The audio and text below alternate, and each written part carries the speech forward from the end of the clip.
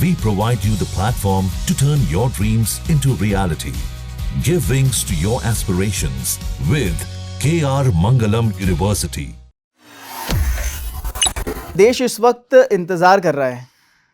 इंतज़ार क्योंकि प्रधानमंत्री नरेंद्र मोदी ने पहलगाम में हुए अटैक के 48 घंटे के बाद मंच पर आए, बिहार की ही धरती पर आए और उन्होंने आतंक के सरगनाओं को एक चेतावनी दी कि सज़ा ऐसे मिलेगी कि कभी उम्मीद भी नहीं की होगी। देश को इंतज़ार है, हमें और आपको भी इंतज़ार है। बिल्कुल। और क्योंकि ये जो घटना थी, आतंकवाद से तो भारत पीड़ित रहा है। जब इस मुल्क का बंटवारा हुआ वो भी एक आतंक ही था कि धर्म के नाम पे लोग कटे थे। जितने गाड़ी की गाड़ी कट गई थी, टू नेशन थ्योरी की बात थी और उसका बहुत बड़ा नुकसान हुआ था, लाखों लोग मारे गए थे। तो खून की बुनियाद पर बना हुआ वो मुल्क है और उसने आतंक शुरू तब से किया जब कबायली पूरी वहाँ कह दिया कि आर्मी नहीं भेज के वहाँ कबीले वाले आ गए, ये कह के हमारा जो कश्मीर के अंदर एंट्री कराई उन्होंने। फिर हमने जम्मू कश्मीर का बड़ा पार्ट अपने अंदर लिया और आज भी पाक ऑक्युपाइड कश्मीर जो है वो उनके पास है। लेकिन एक ऐसा देश बना जो धर्म के नाम पे बना, जबकि वो बड़ा गर्व करते हैं। वो जनरल मुनीर कहते हैं कि कलमा के नाम पर 2 ही मुल्क बने हैं।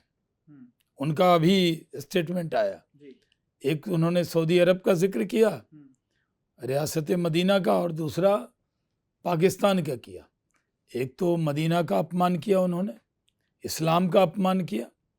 खून की बुनियाद पर बना मुल्क ये नहीं कह सकता कि वो कलमा के आधार पे बना, क्योंकि पाकिस्तान से ज़्यादा कलमा पढ़ने वाले भारत में मौजूद हैं। आज इंडोनेशिया के बाद second largest Muslim population of the world Hindustan में रहती है और अमन के साथ, भाईचारे के साथ मिलकर रहती है।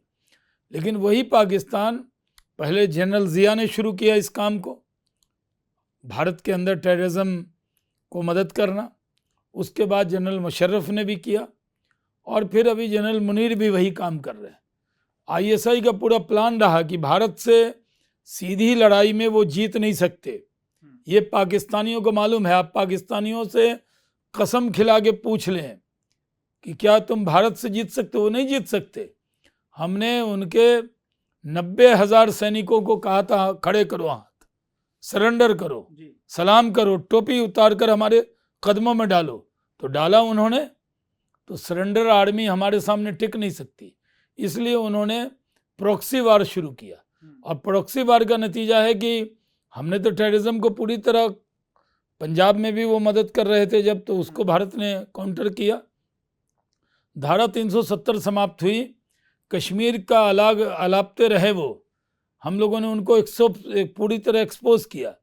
और कश्मीर में चुनाव भी हुए, पहले ब्लॉक डेवलपमेंट काउंसिल के हुए, फिर डीडीसी चुनाव हुए। जब मैं वहाँ इंचार्ज रहा, 45वें दिन मैं वहाँ रहा, कश्मीर के चप्पे चप्पे पे मैं गया और उसके बाद विधानसभा के चुनाव भी हो गए। लोगों ने ऐसी वोटिंग की कि पाकिस्तान को लगा कि जैसे उसको यहाँ वोट नहीं डल रहा है, उनके मुंह पे जूते और तमाचे पड़ रहे हैं। और वहाँ चुनी हुई सरकार हुई, हम विपक्ष में, हम सरकार में नहीं है वहाँ। लेकिन टूरिज्म हुआ, वो लाल चौक जहाँ झंडा फहराने के लिए मोदी जी और जोशी जी गए थे, तो क्या संघर्ष हुआ था। उस लाल चौक पर हमारा तिरंगा लहलहा रहा है, पूरे देश के लोग वहाँ जाते हैं और वो खूबसूरत जगह भी बनी। जनरल वहाँ पर जो एलजी सिन्हा साहब हैं, उन्होंने अच्छा काम किया।